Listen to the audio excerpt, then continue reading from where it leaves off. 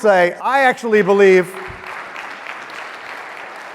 Jack Dorsey, who's about to join us, who is, of course, the CEO of a for-profit company, but I also, and one that with a very high valuation, I might add, but I actually do believe that a lot of the reasons he's doing it are because he's trying to do something that really improves the world. So you can judge for yourself, because he's going to be up here, and he's going to be up here, and you don't need to be told what he did. He really invented Twitter.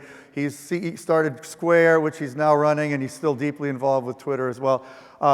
He's going to be interviewed by Beth Niblock, who's the CIO of the city of Detroit, and I'm very excited to hear that interaction. Jack being such a deep believer in city technology as a transformative force. So Jack and Beth, please join us on stage. I can't wait to hear what you have to say. So thank you. Welcome, Jack. Thank you. Go to the far chair. Thanks, Beth. Well, I can't tell you how great it is to be here today because, whoopsie, this time our city chairs don't actually roll. This time last week, I was on the witness stand for the bankruptcy trial for 3 hours, so this is way more fun. And it reminds me that I have probably the coolest job in the universe, so thanks for having me. And we are so glad, Jack, to have you here again. Yeah. So I thought we've got a compressed amount of time, so I thought what we'd do is break this into 3 sections and then leave about 10 minutes for question and answers. So first, we want to talk a little bit about Square, your new venture. Square's whole motto is making commerce easy. Can you talk a little bit about your vision of the whole commerce ecosystem? Absolutely, and first of all, thanks for having me back. This is my 3rd year in the row. My parents come all the time as well. Where are my parents? My parents are right there. Hi, Mom and Dad. I'm from St. Louis, Missouri, and the reason this is so important to me is I see a lot of parallels between Detroit and St. Louis in all the best ways and some of the ways that we need to address and fix. And my dad would come up to Detroit all the time to work, drive from St. Louis, fly from St. Louis. So it's definitely a city that's important to our family in many ways. But no matter what size of business you are, whether you're just getting started and you're a piano teacher or you have your first brick and mortar location, you just opened up on Cass Street, for instance, or you're a Facebook or you're a Twitter, there's only 3 things that you need and only 3 things you need to address. And they are, number 1, access to capital. Number 2, new customers. And number 3, tools to retain those customers. And when we started out, we built a reader that enabled people to accept credit cards. And a lot of people said, well, they're a payments company. They're really driving around payments and accepting credit cards and whatnot. But actually what that was about was hitting point number 2, which is making sure that you have new customers and you can make every sale. And what we found was all these buyers were using plastic cards, debit cards, credit cards, prepaid cards, and they wanted to use them everywhere because they were convenient, but not a lot of sellers could actually accept them because they just didn't have the tools. They had to go to a bank, it would take a month, they had all these fees, they would have to buy equipment, lease the equipment, pay all these service charges, and it was just, it ended up being really criminal in ways that were obtuse and took a lot of time away from them. So our first manifestation of us as a company and us as a product was to make sure that we're building the smallest amount of hardware possible so that a seller can always make the sale. And that hits point number 2. Point number 1 of access to capital was making sure that they had, after that swipe, they had those funds in their bank account the very next business day instead of a week or 2 weeks, which is what typically merchants have to wait for. And number 3 is really building a register around it, which allows them to retain their customers and build loyalty. So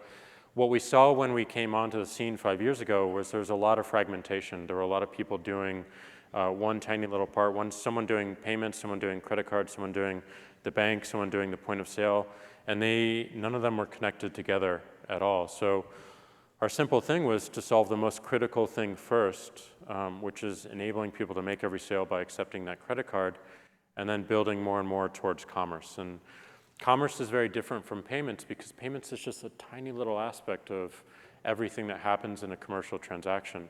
The definition of commerce is the activity between a buyer and a seller. And it's a very simple human interaction that's been around for over 5,000 years. We're actually trading goods and services before we were using language to trade stories. But for whatever reason, it's become more obtuse and more abstract and harder to get into, whereas communication always becomes freer and simpler and more straightforward. So our mission is to make that as easy as communication, to make it as free as communication so that anyone can get into it. It's accessible and they can really use the tools to build their business up. And I know that you all have packaged a lot of new data analytics into software for the merchants so that they can really understand their business and what's driving it. I know that you had a visit this morning with a Square merchant called Human here in Detroit. How was that, and what'd you think? Well, I always love visiting our merchants. One of the reasons we do this is because we love local commerce. We love local merchants, and there's a trend of going to more and more folks who are local businesses, local character, and are able to maintain their character. And I think one of the biggest trends you see with technology is that small businesses and small teams now have the freedom to stay small and still interact on a global canvas. So, a team of 6 can build a technology and can build an application that can actually impact the entire world. And that really leverages everything that we have. So the reason we visited Human today on Cass Street was because they were using a product and a service we have called Square Capital, which really addresses that point number 1, back to access to capital. And what this is we have such a deep understanding of all of our sellers because they're running and accounting for their entire business on our register, that we can eventually, with an extreme amount of confidence, send them an email saying, we'd like to advance you some capital. Here's exactly how much it's going to cost. Touch this button if you want it. You can go out and you can try to get a small business loan or whatever other ways to get capital that you have before you. But we send you that email, you touch that button, and the money is in your bank account the very next business morning, right? So we have salons who get an advance of funds and they buy new salon chairs, which means they can have more customers. Human actually use those funds to hire a new employee and buy mannequins because they wanted to take pictures for more of their online sales as well. And the way that money is actually paid back is by actually selling, actually running your business. So every swipe of a customer's credit card that comes through Human, they're actually paying the advance back automatically.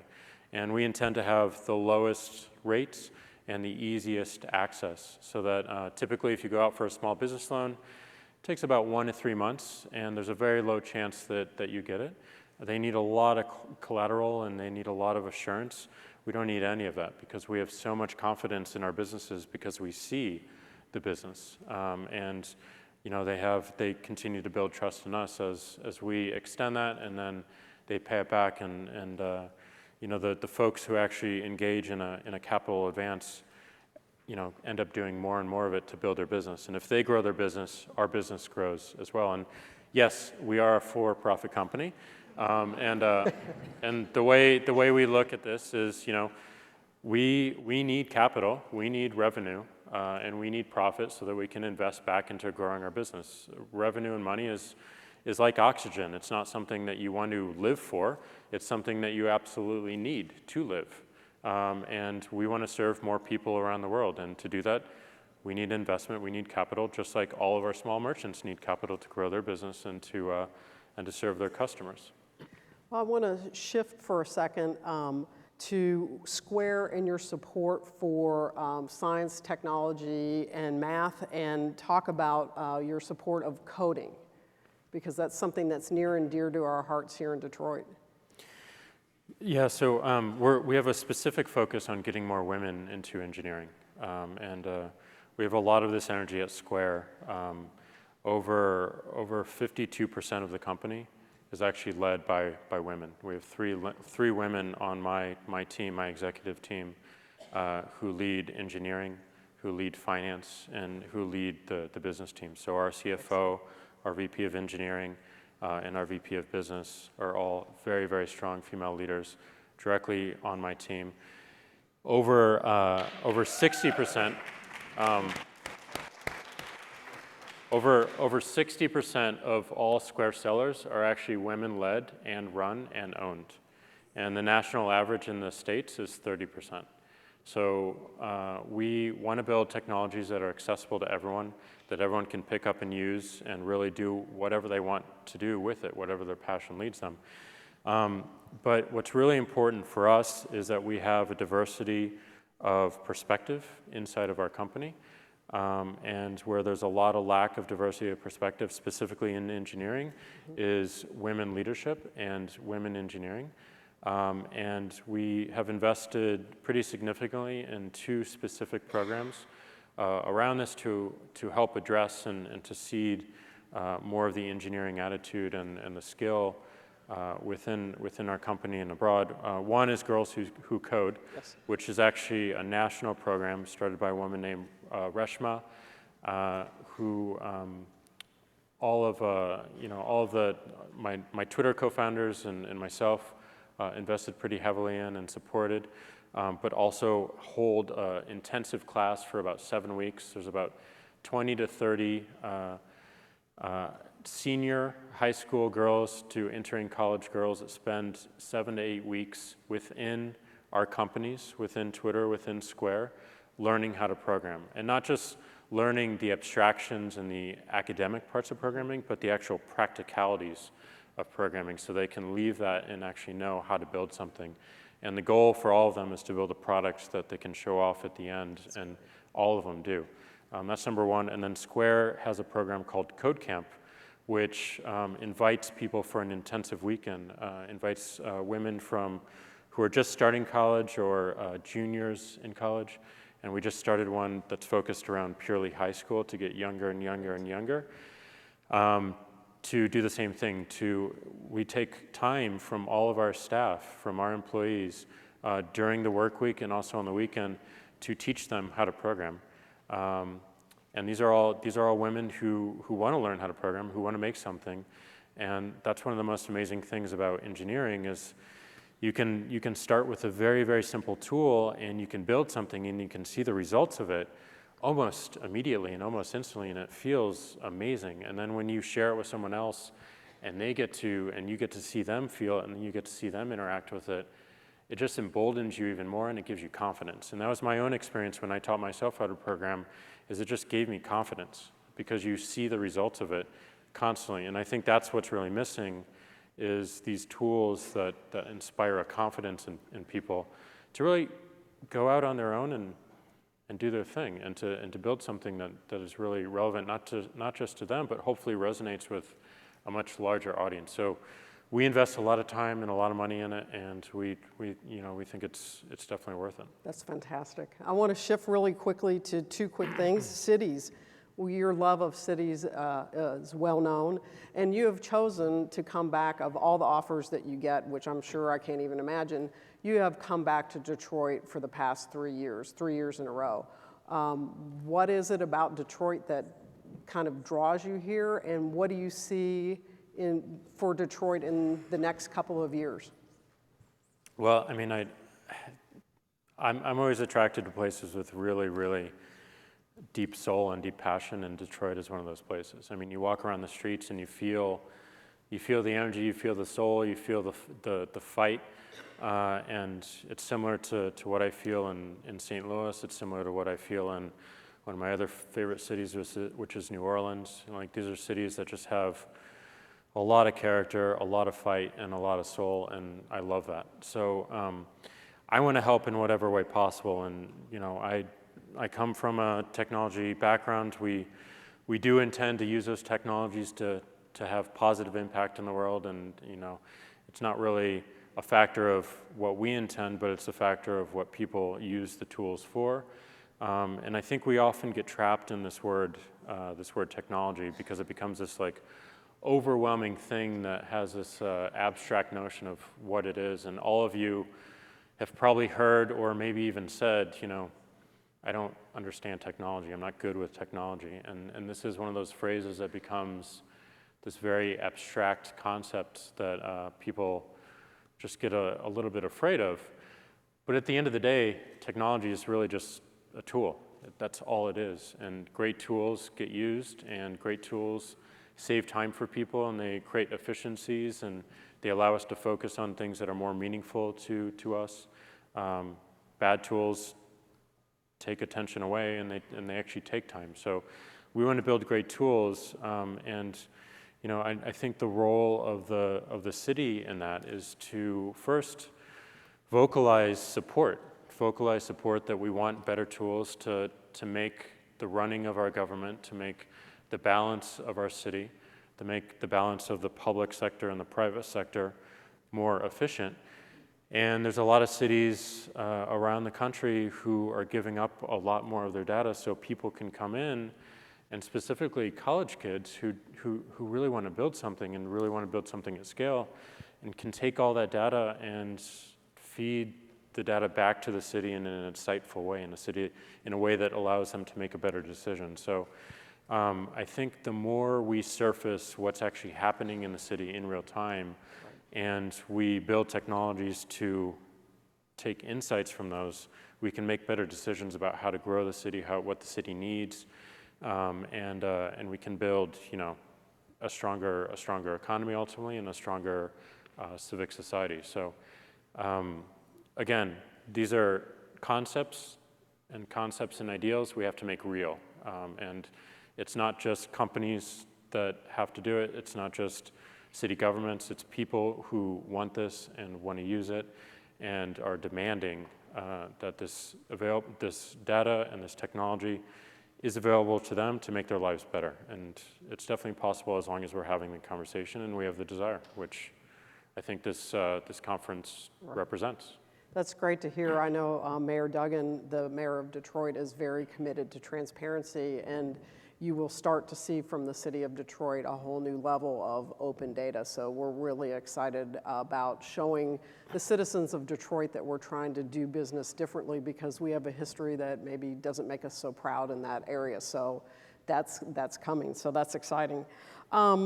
I wanted to ask you, and then if I know folks have questions, if you want to start queuing up, we'll get to questions. But you're widely regarded as a polymath. And what new ideas or technologies or things have caught your imagination? I'm very interested in any technology that really we don't have to see at all.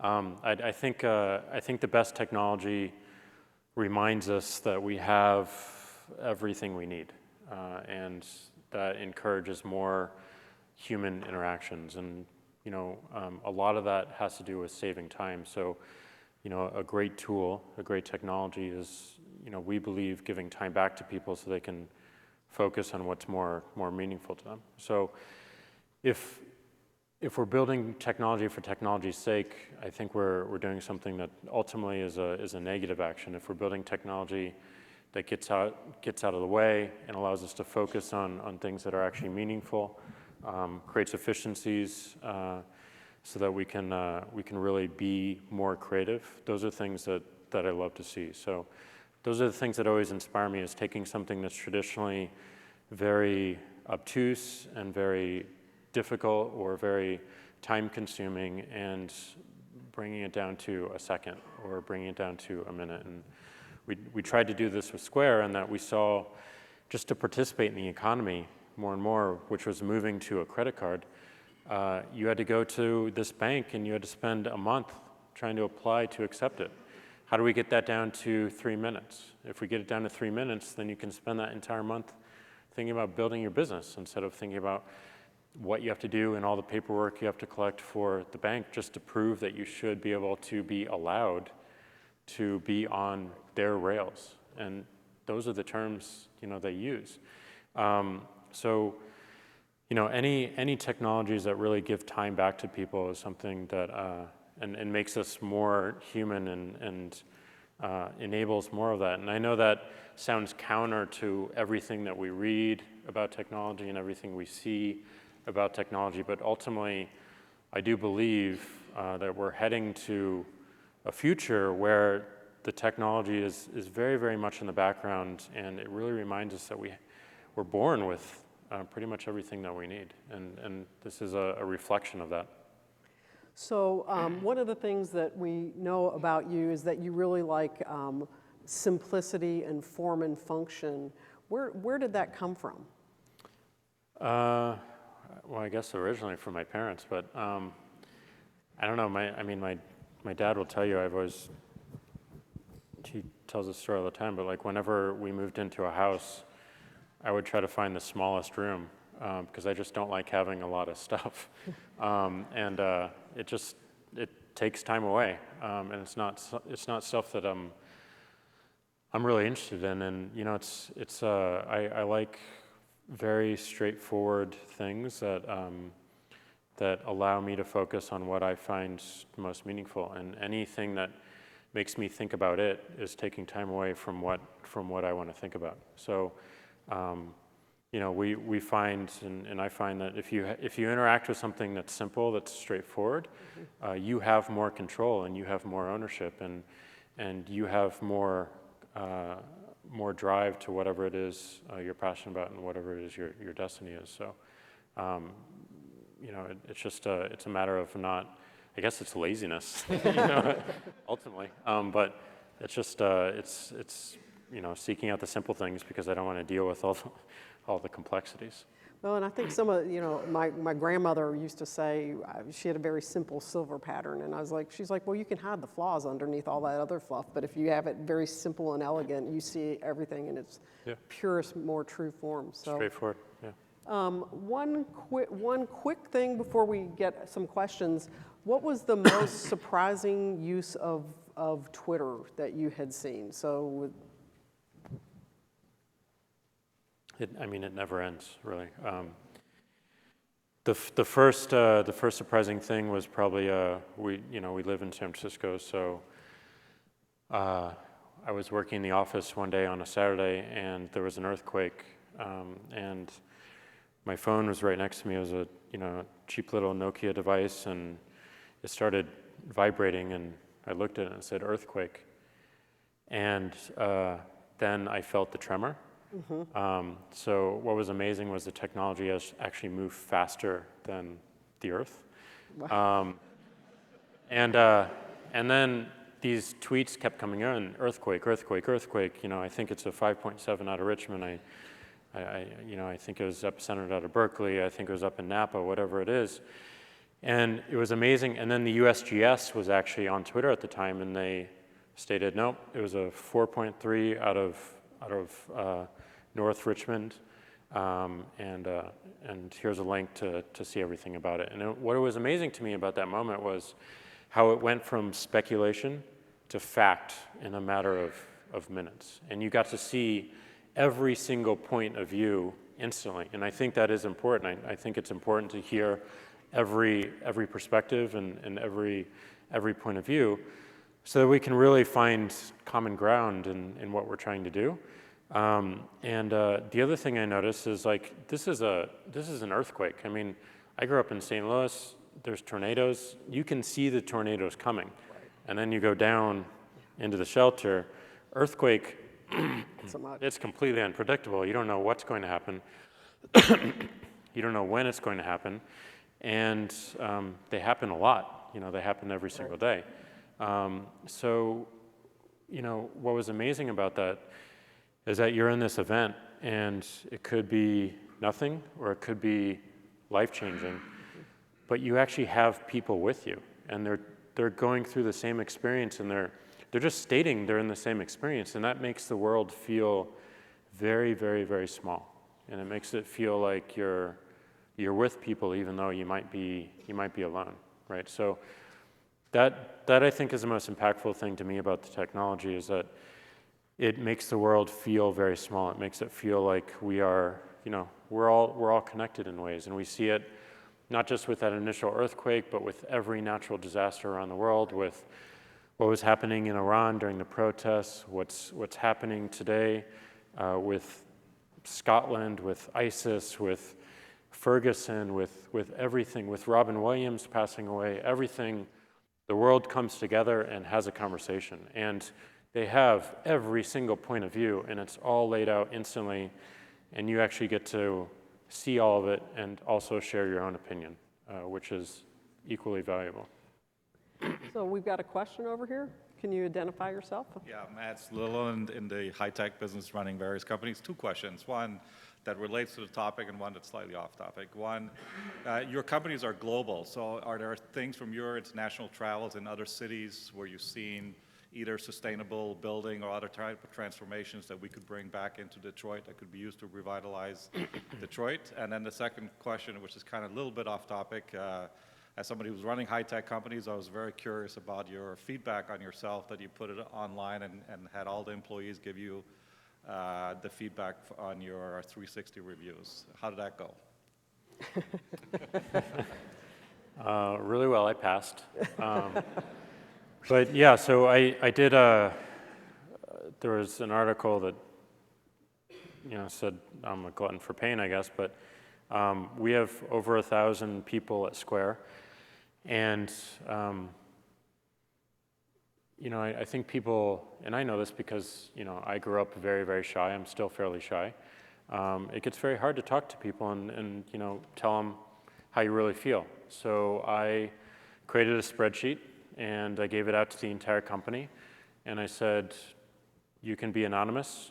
Tell me what is going really well. Tell me what we need to fix and give me any advice you want me to give.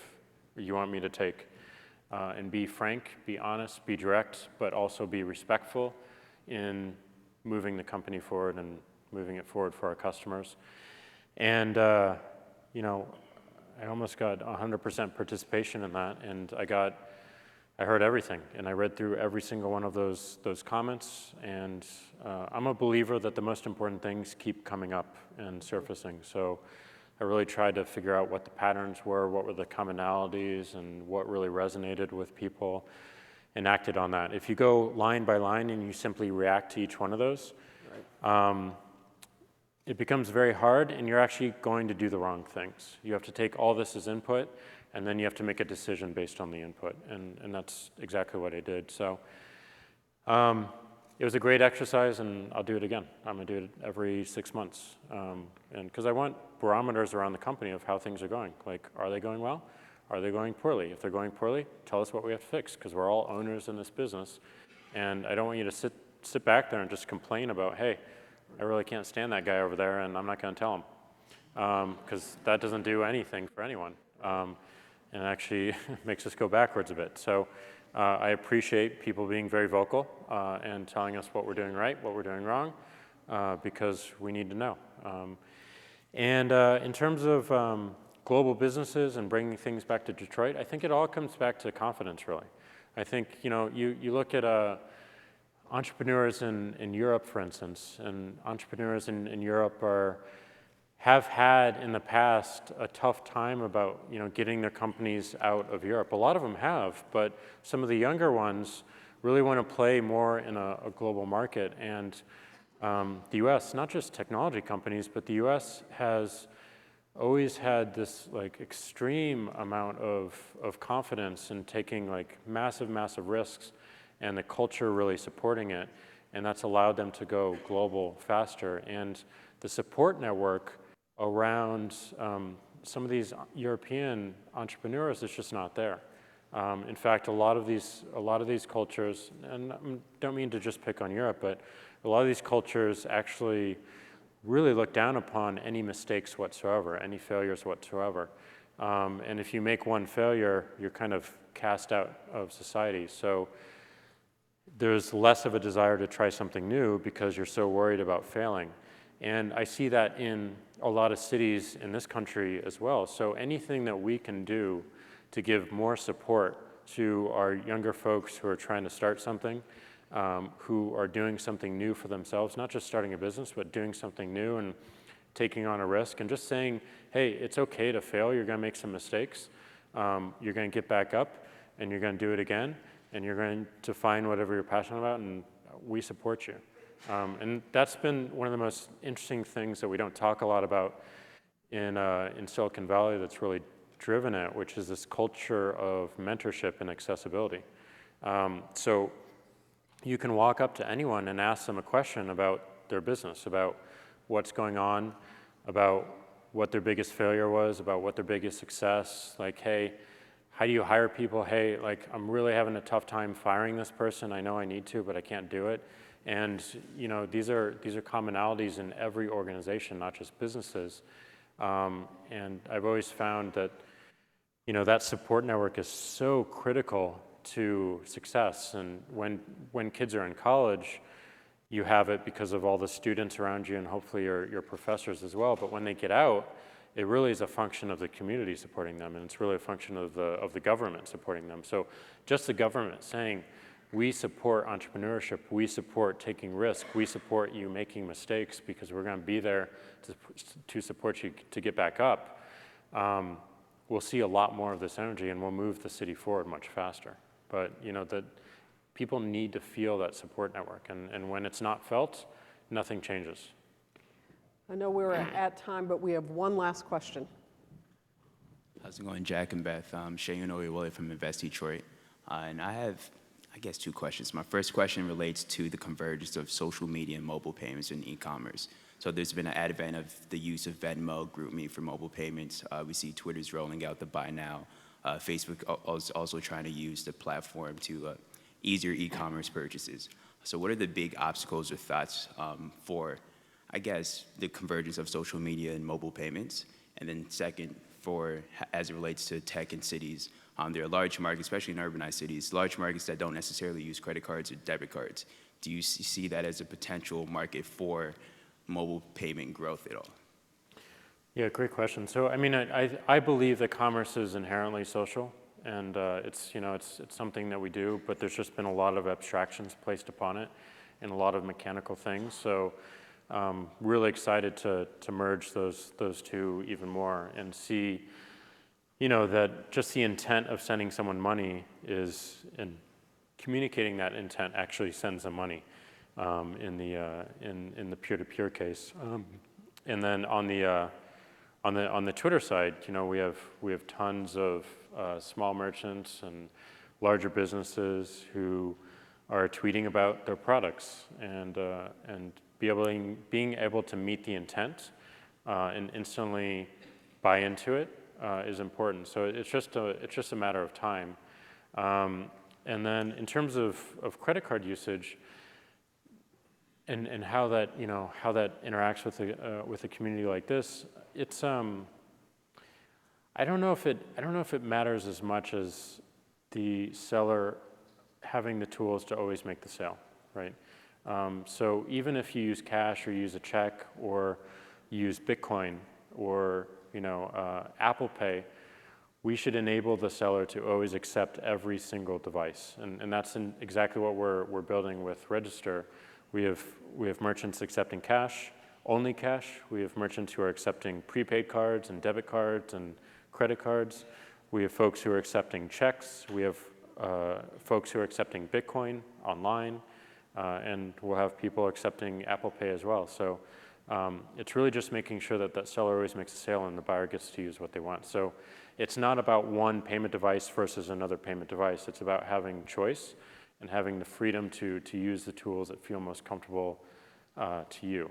And as long as you're making that sale, you're building the economy, and the buyer is getting whatever they want, and that's what we're focused on. So to us, like, we're not building a payment device, we're just enabling the usage of them, and